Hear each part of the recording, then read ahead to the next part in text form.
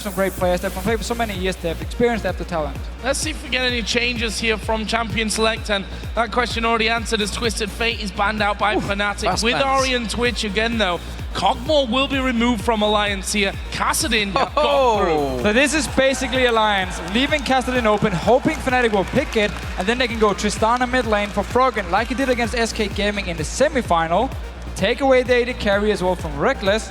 And I wonder then what we're gonna see from Tabzz, if it's gonna be Tristana mid lane. It's just an option, but it's pretty clear here. They leave Kassadin open, so they could take Tristana in first rotation. And possibly Nami. Well, it was a risky play before. Of course, they had Cogmore alongside Tristana. Very, very risky. We heard from Tabzz, of course, as well, in the interview after that game. They said, well, that was just adapted on the fly. They may well have to do that now. Will they go for that Maokai in the top lane? I wonder if they're going to try and gift that one across to Wickd. We did see sOAZ in it last time, and you know what you said to Fnatic. They don't want to take that as their first pick. That's why they went Kassadin. Yeah, and we just have to see what Alliance responds. I mean, this is going to tell us a lot about how Alliance look like the likes of Maokai and Nami, and potentially even a third AD carry, because they have pretty much everything open in terms of supports and in terms of tanky top laners. And it seems like they actually don't want to take either of them and want to see what Fnatic is going to lock in first before they respond. I mean, we still have to remember, it can be Tristana mid lane for Froggen here. Yep. Could also go into the AD carry role, and Fnatic have got to kind of pick around this now with almost questioning themselves. Where is that going to go? Will he do it like we saw yesterday? Do we now pick our AD carry, or do we leave that and see still? So questions and a few mind games here coming into this one. And it looks like Fnatic are going to say, you know what, Tristana mid lane or in the AD carry role, let's just take our bottom lane and be happy with it. Lucian and Nami. One thing we shouldn't discount, we have seen Kassadin in top lane. sOAZ True. could well be one of those players to pull something crazy out. Well, so Lucian, Nami, they do take the Nami, which should mean the Morgana pick will be risky on the side of Alliance here, unless they want to go for the lane swap this time around and avoid the laning phase against the Nami here. Otherwise, Braum could be an option against Nami once again. It is a bit of a tricky lane. You can get out of it, and then it's all about the team fights where you have your ulti to block and actually completely remove the Tide Ray from Nami, and also works well against Lucian, and he's calling. But Rekkles used to always build Blade of the Ruined King and Ghostblade on Lucian here. I wonder if he's going to do the same and try and once again look for these picks in the side lanes and not necessarily straight up team fights. Well, he's currently dancing around a bunch of picks, hovered over a lot of AD carries, but not going to select one. So he's keeping Fnatic guessing. He's like, we're going to go double AD, or are we? We're just not too sure. So when they're Fnatic, also when Alliance played double AD against SK Gaming, they had Sugar on Lee Sin, they had Nyph on Braum, because again, double AD, you auto attack very, very fast. So when he puts his passive on one target, instantly this target is going to get stumped by the 2 AD carries. And also you have this front line now of Lee Sin and Bruiser, you have Maokai the tank, you have Braum the tank. So it's the same setup here. If they do lock in an AD carry for Tabzz, we're going to see double AD carry once again then for Alliance. Let's see what they pick. Could also go like Orianna in the mid lane if they want to, for Froggen instead. So we did see Swain then in the top lane for sOAZ in game number 2 actually of that match against Rocket in the semi-finals. We already know it that sOAZ can just play seemingly everything, so should never be surprised as to what he brings out. The real question is, does that Tristana land in the hands of Tabzz now, or will it be Froggen? And then what is Tabzz actually going to be playing in this one? Up against a Kassadin in the mid lane.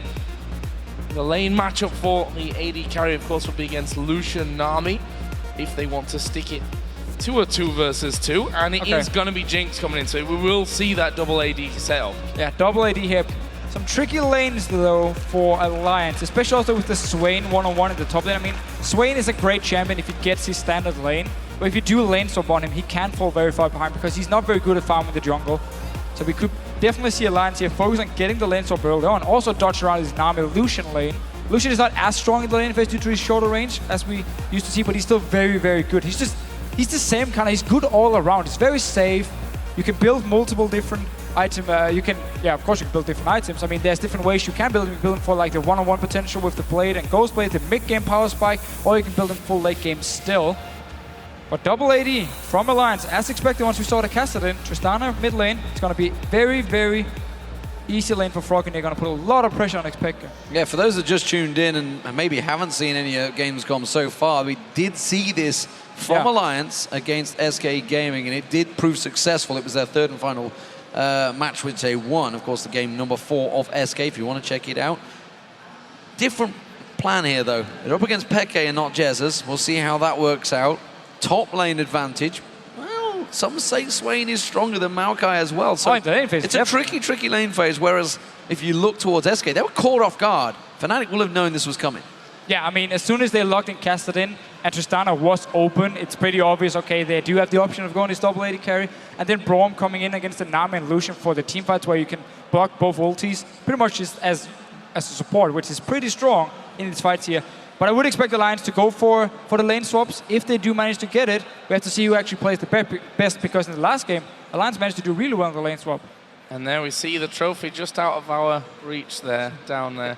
But yeah, that's what these teams are fighting for. And let's not forget the #1 seed at Worlds, which means you go into the top pool and avoid the top seeds out of other key regions. That's a really important thing here for Worlds. Well, here we go, ladies and gentlemen. Game number 2 underway in front of a packed Gamescom. They are very much queuing out the doors right now, trying to get in here. Fnatic, 1 game down, starting out as the blue team up against Alliance, who currently lead 1-0. Unorthodox style, double AD comp, heading all the way back to Season 1, which Fnatic will have played in and won, remember. sOAZ. Oh, Sapling's going to be leveled up first for Wickd. That will actually slow him down, but he's going to get away from this one. But just notice Alliance, they're instantly moving all 5 members into the jungle of Fnatic. They're going to run down, place a ward between the 2 towers in the top lane to try and spot if Fnatic is recalling with their dual lane and sending them to the top side, or if the top laner is, there's the ward from Nyph. So full focus, getting the deep wards here from Alliance, looking to spot out where Fnatic is sending their dual lane, and then potentially swap around it. I mean, Wickd did start with Flask here to either help him out in the jungle or give him some more sustain in a possible one-on-one, and that's smart play. Smart play, throw the sapling into that side. YellOwStaR, nice little sidestep there. That would have been really bad for him if that Q would have connected. I would have expected if the Q lands, then he would have instantly just flashed back towards the rest of his team there. Close little start here, an interesting one. Obviously, Fnatic now have the idea that Alliance have gone down there and warded up very early on. It doesn't really matter for them. sOAZ is already in the top lane at this point. It's interesting to me because remember, when Alliance ran this before, it was SK that were doing a hell of a lot of lane swapping, trying to get out of this situation. They have that vision, they have those deep wards, they want to see whether it's going to be the Maokai Swain, but with Nyph up the top, it's actually going to be sneaky. 3 members hiding in the bush. Exactly the same mind games here from Alliance. Wickd shows himself, so Fnatic believes, okay, it's going to be Wickd top lane.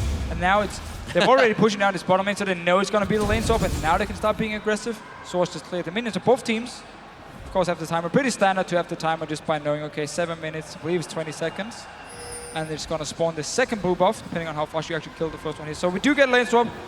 D-boards from Alliance paid off. The small mind games once again with Wickd. And everyone moving towards this blue buff now. Could be interesting. YellOwStaR is getting in position, not got a ward to actually put down there, so he's kind of doing this blind. There is Wickd, seeing sOAZ off on the side. They don't know what they do now that Cyanide is there as well. What are they going to do? Braum is coming in as well, and it looks like they've done enough to force them away. This is very risky stuff at these early levels. Everyone's so very squishy, not got their full complement of strategies either. Both smites are actually up here, so we may just see a smite battle coming in for this blue buff. What are they going to do? Rekkles now joins, and that'll force Nyph back a little bit. Chuck comes through, gets the smite, gets his blue buff as well. And this was 4 members from Fnatic, because up in the top lane, Tabzz is just standing farming. This actually meant that Rekkles lost some farm in the bottom lane because he had to be with his team, and they didn't even manage to get the blue buff. So Tabzz all on his own, farming away. Mid laners were farming as well. Froggen and Peke have had a little bit of a tit for tat in that mid lane. Quick exchanges between them. Peke making sure he uses that null sphere on him every single time he steps forward. Following with the shot to just burn down Peke. Quickly shields it straight back up and stops that hit point melt. And it's actually Peke that's coming out ahead. We'll see how the farm works out, because Froggen managed to build up a hefty lead over Jezz in this lane. He was at 100 CS before Jezz has hit 70, so we'll keep our eyes peeled on that one. 3 members in the bottom. They're doing a reverse. This is not good for Fnatic. Again, while Fnatic had the 4 members at the blue buff, the lane was actually pushing towards the Tower of Alliance, so it meant after the blue buff was taken by Shook, Wickd and Nyph went down together like they did in the last game and picked up everything. They got all the farm there, 8 minion skills. They missed a few Wickd, but still got experience from all of them, while sOAZ was forced to just stand in the lane. Level 1 still, being zoned away from these minions. Not gonna get the last hit. Will get the experience. There we go, he got experience for the 2, but still, it's the same deal. Wickd comes to the tower, he gets all the farm picked up because the lane is pushing. Rekkles wasn't able to face the dude to have to run away, and simply means a lot of farm for Wickd already. And a lot of farm for Tabzz as well in this top lane. See, Rekkles and YellOwStaR have finally headed up there, but Tabzz saw them coming, already deciding to back away from that one.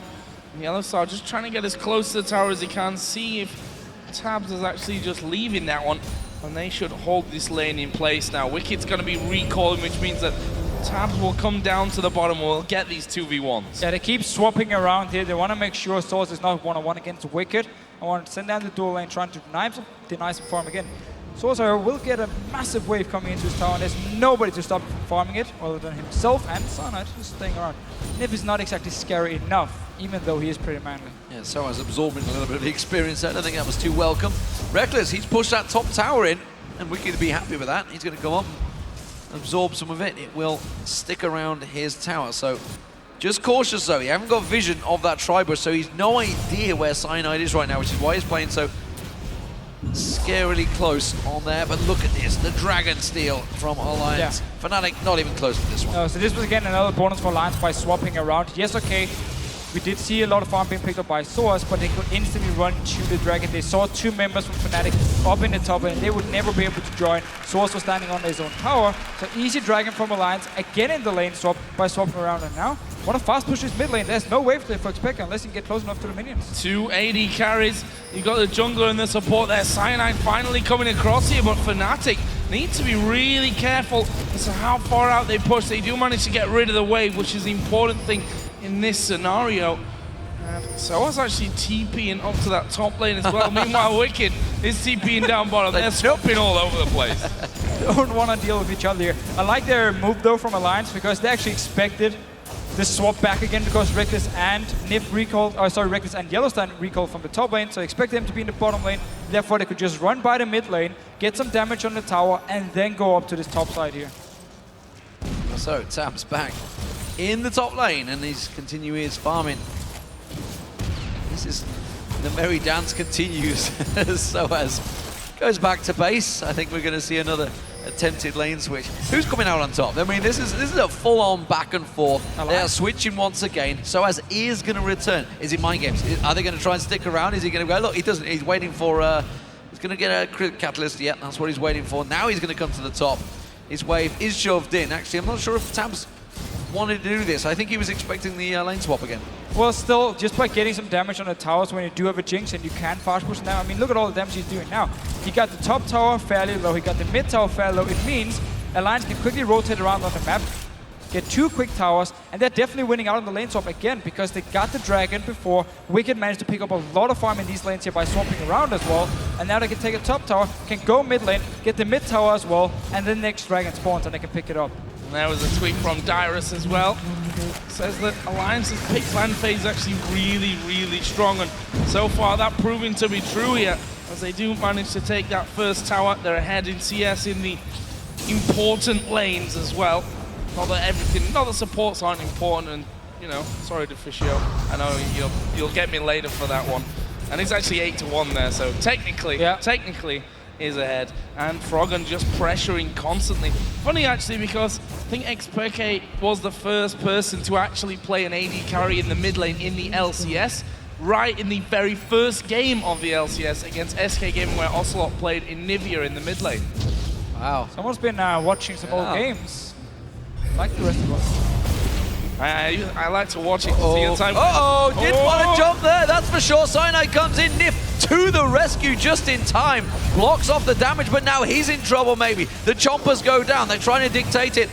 We haven't seen Froggen back away. Tabzz is actually out of position. Nyph's going to continue to get they got chased. him. Tabzz can't get involved in this one. He now has to get away. Never moved units. He's got flash available, but they could just follow through. There's the force balls. Will slow him down, and he does get away. So first blood strikes, and it's actually Alliance that make the mistake. And would you believe Froggen sneakily came back around? They're going for YellOwStaR. They're going to jump on him. I'm not too sure they've got the damage for this one, though. He should be safe, but I'm not so shook will be. Whew. Has to get away. Oh, xPeke, not done yet. He may well get it. The jumpers go down. xPeke, he's in between two AD carries. He gets on the shot. Now he gets taken down. Well, I'm not sure they want me to breathe in this one, Joe.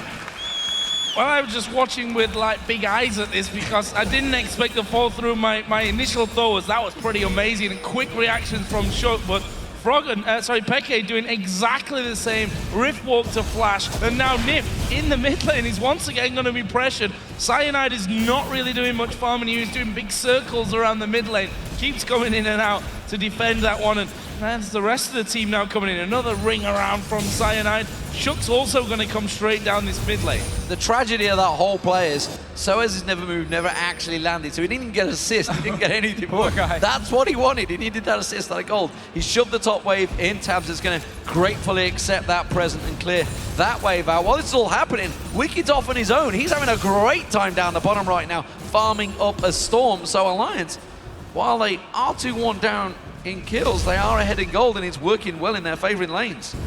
Still though, give up 2 early kills to a Kassadin is never really smart. I mean, next time xPeke goes back, he can get the Rod of Ages completed fairly early on, and that's why he chased.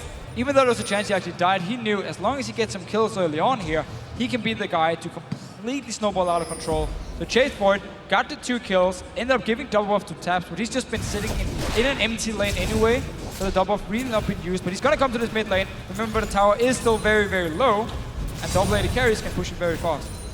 Froggen just destroying those waves. Here comes Jinx. Only xPeke there is going to force pulse the wave down, but with that takes a good chunk of damage as well, down to half, but I think he's actually held on to it, and there was Cyanide as well running in. And Cyanide again able to defend at least for now, but it's not going to last long with both Jinx and Tristana there. Looking at the build from Froggen, actually, he wants to go for the play of the Ring King, but let's just see what's going to happen here. YellOwStaR setting up, Tidal Wave coming in, and denied. Denied, Cyanide goes in, they just hold back away, teleport comes out. Wickd wants to join the party, that tower on next to no health, but they will fall back and hold. So teleport not exactly used to great effect. We are going to see sOAZ head straight across. He's going to get a giant wave, but with the dragon up in 10 seconds, it's Alliance with positional advantage. And 2 ultis gone here from Fnatic. Cyanide and YellOwStaR both used it in the mid lane, trying to pick up some kills. Alliance setting up for this dragon here. They want to take it. They had the timer up in his top lane. So once he is farming, but does have teleport, so he can join it if needed. Ward back over, Dragon already down to half HP. Fnatic are nowhere near this one. It's going to be another one for Alliance. There's the ulti's coming out. YellOwStaR going to be the focus. Super Mega Death Rocky comes through. It's Froggen that gets the kill. xPeke also very, very low. 2 more ultos will actually stun him. The zap hits. That's going to be it. xPeke goes down. It's a double for Froggen, and they're going to get the mid tower. So in game 1, Fnatic didn't want to contest any dragons if they felt like they were in a risky situation. This time around, 2 ultis are gone. sOAZ wants to recall in the top lane. He's only sitting on the catalyst. And yet, Fnatic actually went in for the fight. sOAZ was teleporting at the ping ward to see down the bottom of your screen. That was so far away from the rest of the team, he would never be able to join in time. Insanely risky move by Fnatic here. They didn't stop the dragon, gave up 2 kills and the mid tower here, completely backfired. And they didn't do this in game 1. They would just give up the dragon and say, fair enough, let's not take a chance. I cast my mind back to last time these played in the LCS summer split when Alliance completely bullied sOAZ out of the game. All his positional movement did exactly the same thing. Still waiting to get that Rod of Ages completed, but Wickd, you can see, it's a 20 CS advantage he has over him, along with that assist. Wicked's getting all the free time, while sOAZ, he's desperately fighting against this one. Well, and the rest of the team, they're starting to create plays, and Alliance now with 2 towers down. The third one surely will fall soon as the AD carries head down towards that bottom. At the moment, though, it's a 3-man defense versus a 3-man attack in the top lane.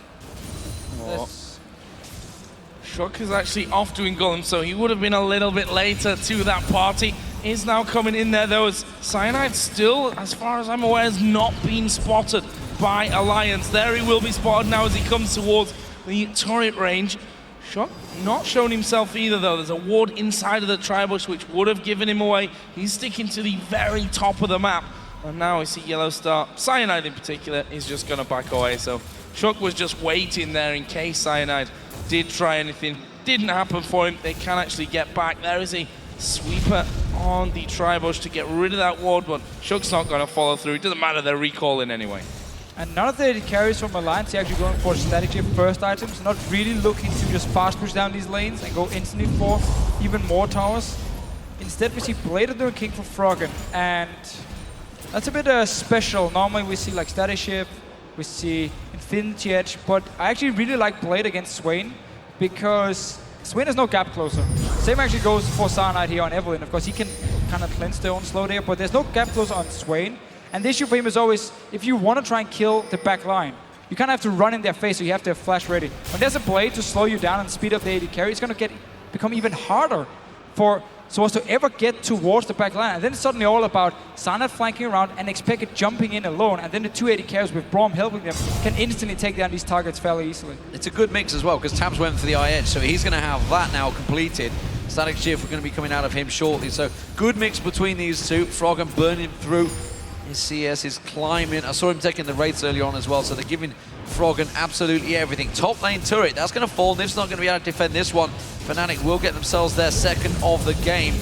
Cologne being used to just burn out the wave. Tabzz is waiting to receive the rest of those minions. Look at this though, Cyanide, he's trying to set up for a kill on Wickd, who is actually trying to shove out here. They're going for it.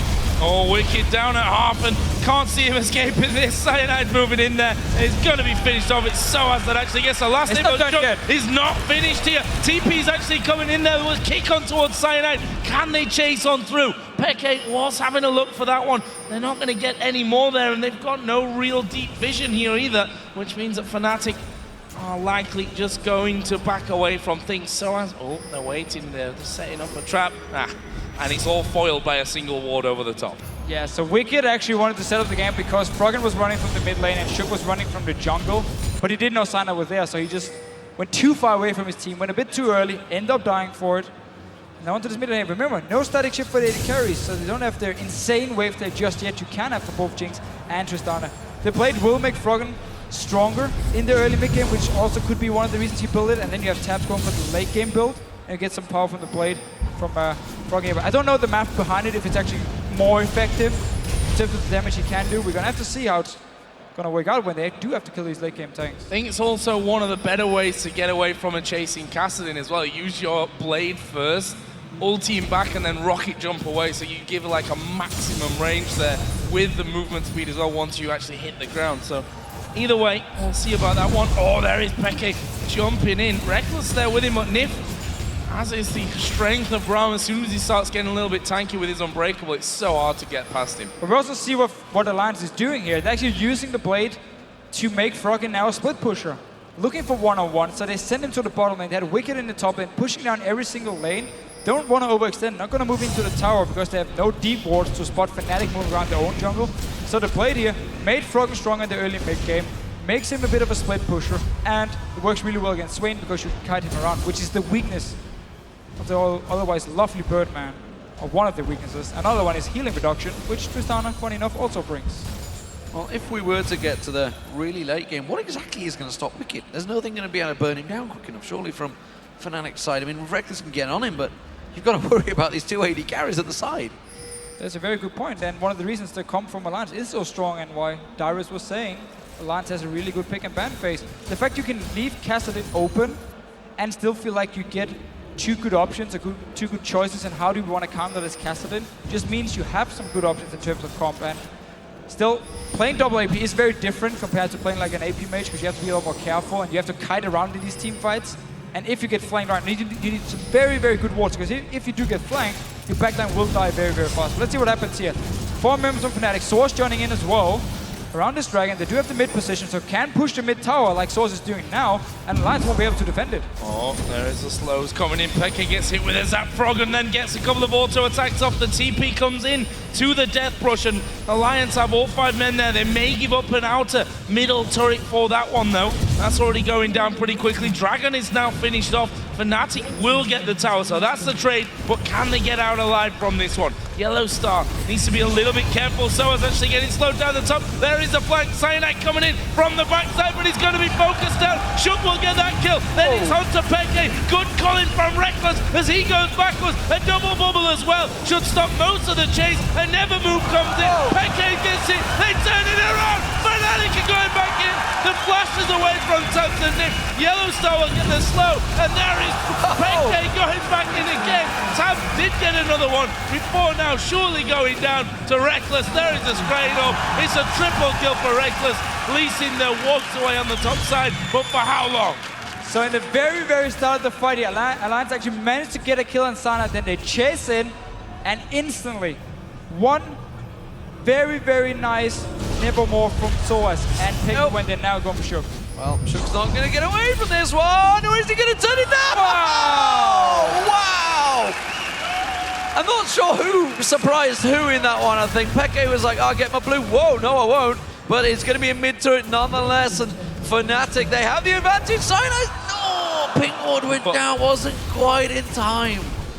Still though here, Fnatic managed to push up tower. Let's see it again. So Sona's actually flanking around. We talk about how if you don't really have vision of them, they can flank him. He's not strong enough yet to do anything, and xPeke is not able to join him. Same goes for sOAZ here. So in this start, it's looking good for Alliance. They keep chasing now. Pay attention to sOAZ, and he's Nevermore coming in. And as soon as xPeke sees it, he knows it's gonna hit, and he just jumps in. He knows he can one-shot Froggen at this point, kills him, and now Fnatic can chase. Kassadin, one of the best champions in the game, and just continually chase, land another slow. We do get a return kill from Alliance, but in the end, Fnatic and Rekkles can clean it up. sOAZ can teleport behind them. Just walking in, hello. Well, the focus was the double AD comp of Froggen and Tabzz. Let's not forget about Rekkles, this cheeky move. Just gonna kill him in the end with the red buff. Smack. You're burning. Away, not gonna work. So, triple kill for Rekkles. That's going to give him a big advantage. He's now got the Infinity Edge and the Zeal well underway. Static shift almost complete, but Alliance, they're going to get themselves this turret. But look at the mid lane. It is just Froggen holding out against 3 members of Fnatic pushing in. He's got the static shift complete. If he had to clear the way, got to dodge out of that bubble. Peke might go deep on this one. He's going to go aggressive. They're getting the damage on towards the turret. They finally back away. That's the half the hit points taken off the middle turret. But now look at the bottom. Tabzz is left alone. The AD carry burning it down. sOAZ has to follow. The rest of the team will rotate. But look at Fnatic. They're back up to the top lane. Everybody counterplaying everybody else. And they should be able to get some good damage onto this one. It will be 4 versus 4 up there. Peke obviously already used his teleport, so he couldn't join in either way. Fnatic decide to back away from it. Done enough work there, it seems. And look at the gold here, something we've not really talked about for a while. It's still close, 1,200 the difference. Alliance with the lead on that front. Basically the dragons that they've been doing so well of. Got all the dragons early on here.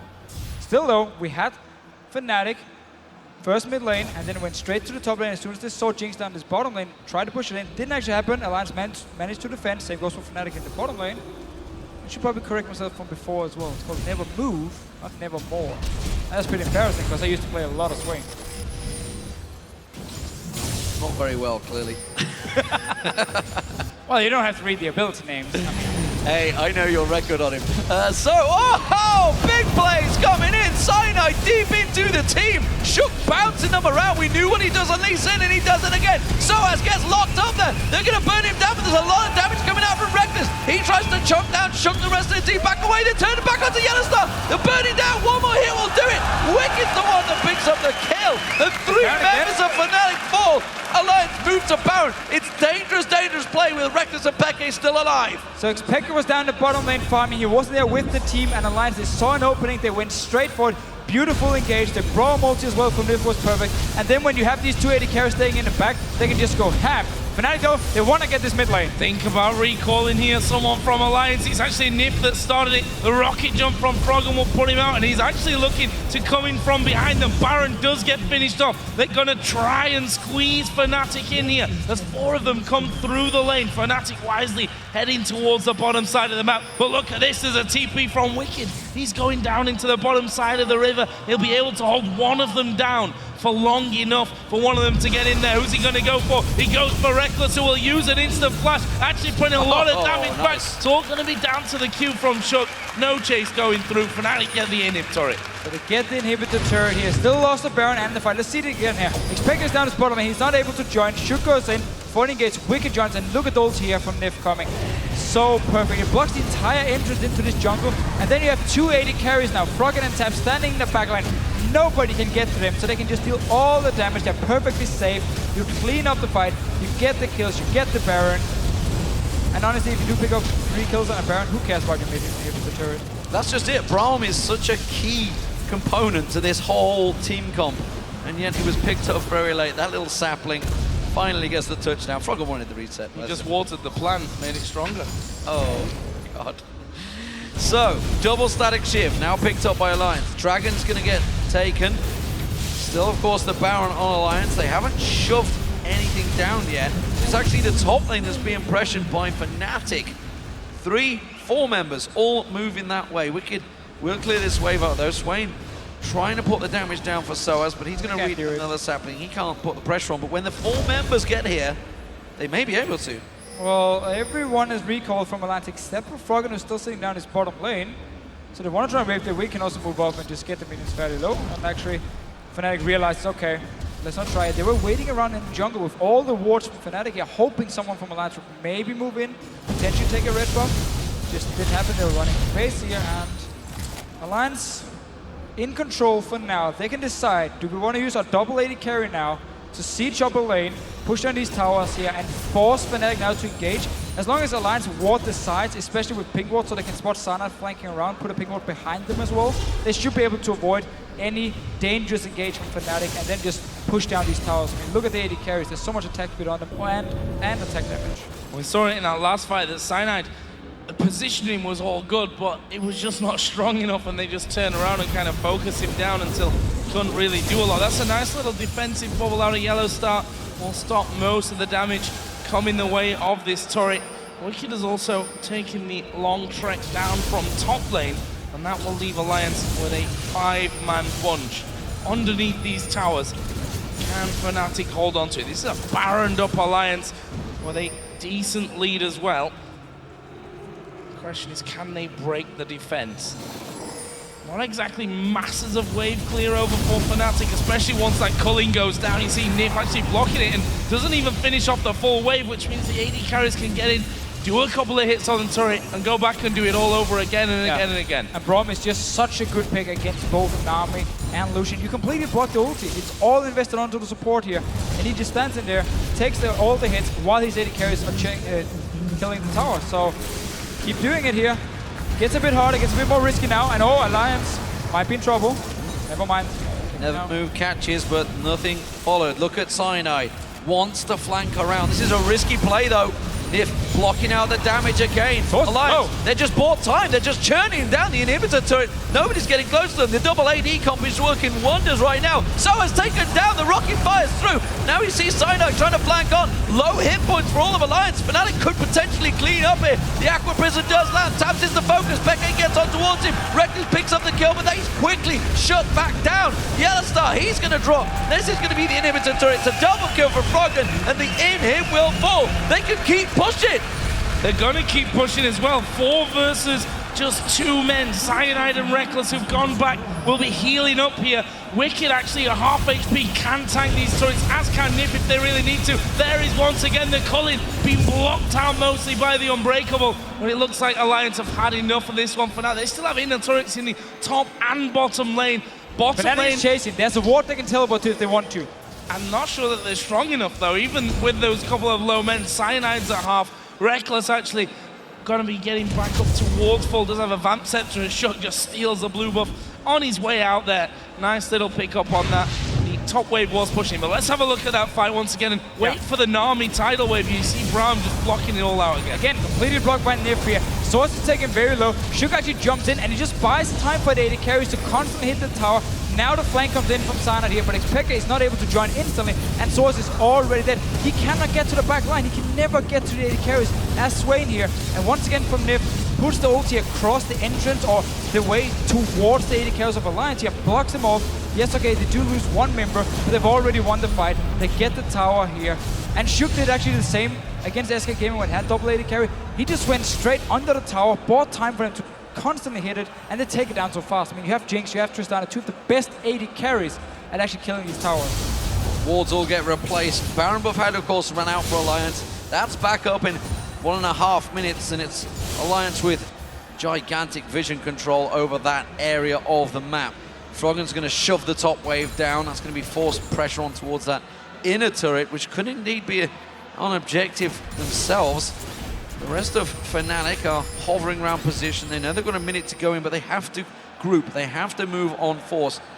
They rotate and protect that top turret, the inner turret, and they may get caught out in the jungle. Nyph on his own, but he's a fairly tanky member on support right now, and he's got the support of his team. You just have to remember, when you run double AD, the enemy team is going to stack a lot of armor. So late game, when you have this double AD as pretty much the only damage and all the armor on the side of Fnatic, it becomes harder and harder to pick up the kills, at least fast in fights. They're going to need longer team for them to take them down.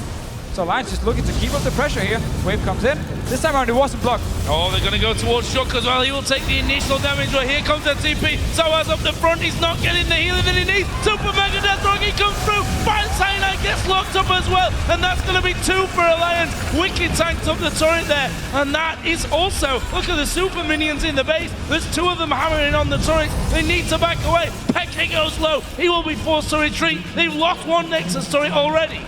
They're going to lose the second as well. There's no way. Finally getting back. Rekkles tries to burn it down. He just about draws the attention of the minions. The Aqua Prison actually being used, but the inhibitors now will fall as the rest of Alliance follow on through with the minion wave. They've got their hit points. They've got the death timers, and they're just going to back away. Froggen still fancies it. He goes forward. The rest of his team back away. Baron is up. They're going straight to it.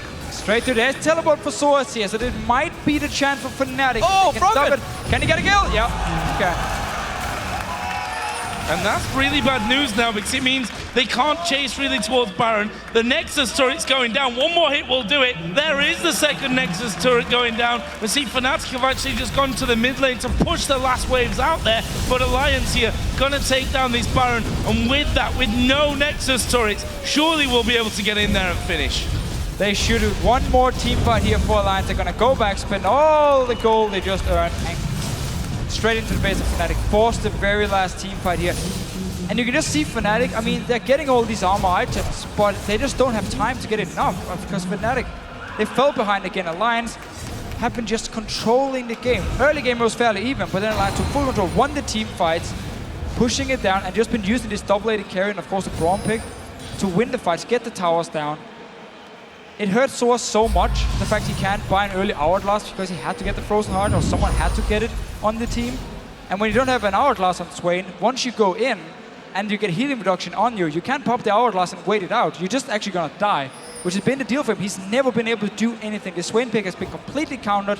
Same goes for the Kassadin by the double AD from Alliance. And it's been a very long time since that triple kill for Rekkles.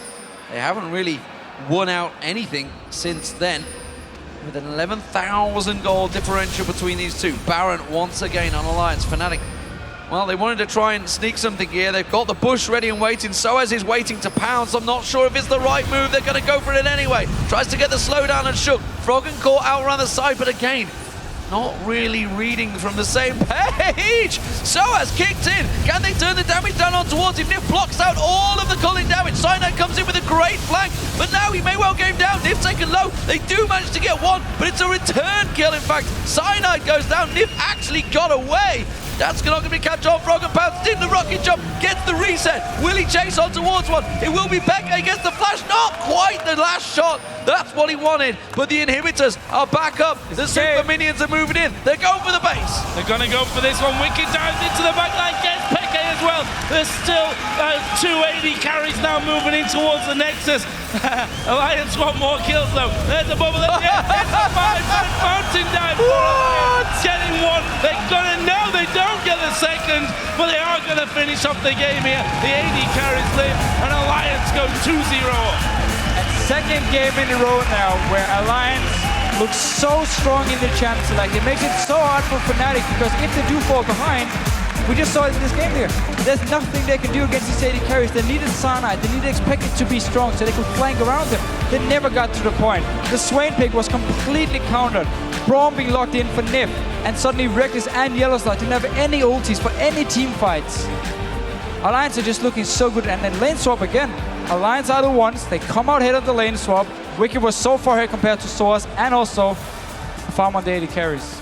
We were just checking to see if the cameraman fell over. I was right though. I thought he went over. I was looking to see if I could laugh, but no, he didn't. He saved it. He saved it. So 2-0. Would you believe it, Alliance? And honestly, pulled out a completely different team comp. We saw it against SK, and again, it worked brilliantly. It did. I mean, they have answers for everything. Fnatic wants to do, okay, we leave Kassadin open, you first pick it, we don't care. We take Tristana. It wasn't banned by Fnatic. As soon as they saw Kassadin open, felt like they had to go for it, even though they knew very high chance of double AD carry coming in here. Then they early picked the Nami, while Braum was being played by Alliance against SK Gaming in the exact same comp here. And as soon as the lane swap came in from Alliance, they dodged around the tricky lanes. They got a lot of farm, especially Wickd picked up a lot of farm compared to sOAZ. They got the first few dragons. Again, Fnatic is not able to contest these dragons at all. The one time they tried, ended up dying and also give up the dragon and mid tower. So they're just falling so far behind, and then they can't do anything against the comps from Alliance, who just have an answer for everything. And I really like the fact that Kassadin is no longer seen as a 100% ban it or lose type scenario. Yeah. Teams are kind of like using it as a bait to set up certain team compositions, certain counter plays in that mid lane as well, and that's a fantastic thing to see because one single champion like Kassadin, we've seen it so many times, ban, that probably no one's been practicing that Kassadin so very heavily, and we've already seen it how many times this weekend at GamesCom where teams have left it open and they've gone, pick Kassadin. That's so many times though. So many times we hear teams go, we've got to counter to Kassadin. We've got to counter to Kassadin. So many times it's backfired, but this time it's worked twice in a row. But the thing is, everybody's seen that play now. Alliance have burnt that tactic. Everybody know what is coming. So, what a great game, ladies and gentlemen.